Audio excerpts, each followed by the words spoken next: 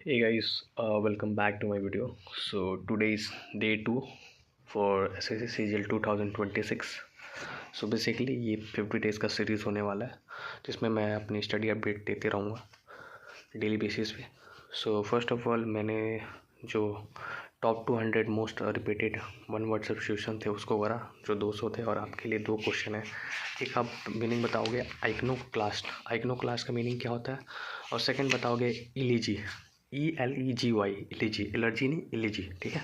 उन दोनों का मीनिंग आप बताओगे। एंड आई हैव कंप्लीटेड 200, तो मुझे इसे रिवीजन में रखना पड़ेगा, नहीं तो मैं भूल जाऊँगा। सो ये वोकैब का पोर्शन था, और इसके बाद मैं एंटोनिम्स एंड सिनोनिम्स पे फोकस करूँगा because that is the difficult part for me. और ये इंग्लिश का था वोकैब सेक्शन, और ये ग्रामर में मैंने वर्ब को रिवीजन किया, वर्ब रिवीजन, क्योंकि वर्ब ही इंटीग्रल पार्ट है सबका। टेंस का ले लो, एक्टिव पैसिव ले लो, नरेशन ले लो।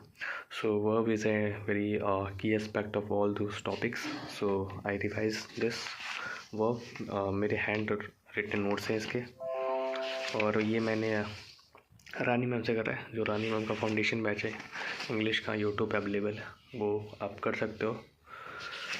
सो दिस इज़ वर्ब जो मैंने रिवाइज़ करा। और आपके लिए क्वेश्चन है कि इंट्रांसिटिव वर्ब क्या होता है, और ग्रिंड का थर्ड फॉर्म, वर्ब का थर्ड फॉर्म बताना कमेंट सेक्शन में, ओके। तो ये इंग्लिश का पोर्शन था। और मैथ में मैंने जैसे बताया कि मैं मेंसुरेशन कर रहा हूँ, और 3D कंप्लीट है ऑलमोस्ट, सारे अच्छे से हैं, specially from Aditya Ranjan sir. बाकी बहुत मतलब 20-25 लेक्चर थे, उसको मैंने 7 दिन में निपटाया है।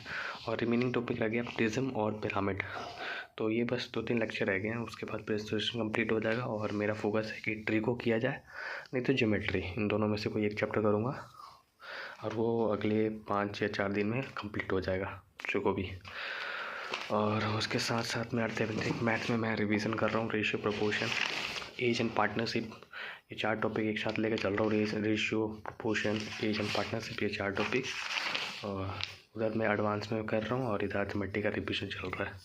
तो मैथ का ये पोर्शन है, और रीजनिंग में रैंकिंग का कॉन्सेप्ट रिवीजन और practice of questions with notes, और उसके बाद एनालिटिकल रीजनिंग पर फोकस करना है। तो ये रीजनिंग का पार्ट है। और एक इंटरेस्टिंग चीज़ ये है कि मैंने स्टेनोग्राफी लैंग्वेज देखने की तैयारी मतलब कोशिश कर रहा हूँ विद फ्रॉम यूट्यूब, जो अड्डा 247 पे आता है। तो उसमें मैंने कम से कम 4-5 लेक्चर अटेंड किया, समझ में तो आ रहा है, बस प्रैक्टिस के लिए टाइम नहीं मिल रहा है। जितनी प्रैक्टिस करूँगा उतना कंसिस्टेंसी और नॉलेज डेवलप होगा इसमें, देख सकते हो आप। ये है स्टेनोग्राफी लैंग्वेज,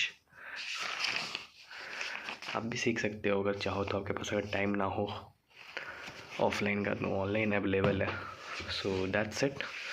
और मैं चाहता हूँ कि आप कमेंट सेक्शन में अपना भी प्रोग्रेस अपडेट बताएं, और अपने मॉक का स्कोर बताएं, ठीक है। थैंक यू फॉर वॉचिंग मी, मिलते हैं डे 3 में।